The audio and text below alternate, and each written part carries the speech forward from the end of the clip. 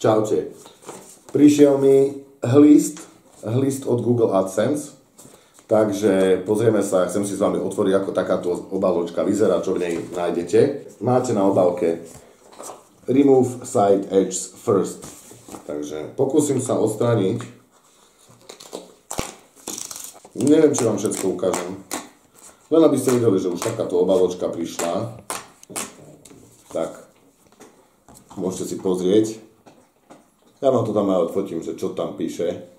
Takže prišla mi obálka s nejakým PIN kódom a mám postupovať 4 rôznymi krokmi. Mám sa prihlásiť do Google služby AdSense, nastaviť si platby, nastaviť si overenie informácií na overenie adresy a submitnúť, ako potvrdiť daný PIN, ktorý mi prišiel. A budem overený partner služby Google. Rozhodol som sa, že zase je vhodná chvíľka otvoriť si youtuberskú edíciu Relax. Už vieme, že to má byť vo vnútri. To je dlhšie. Náhoda?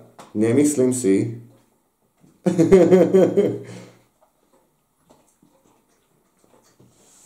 Dobre. Priatelia, takže január bolo trošku dlhé miesto na mojom YouTube kanáli. Dôvod bol veľmi jednoduchý. Musel som sa venovať minimovke, ale všetko sa podarilo. Dúfajme, že úplne bude že každá strana spokojná. A nežnejšie pokolenie malo skúškové obdobie, ale tiež už je skoro celé za nami. Takže ideme sa opäť venovať našim obľúbeným aktivitám spoločným. Tak verím, že vás pobavíme a že bude na tomto kanáli sranda.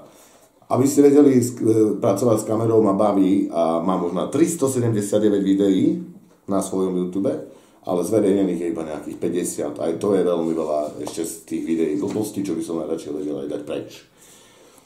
Nevadí, zlepšujeme sa, poučíme sa a bude to fajn. Takže hlavne nech je sranda.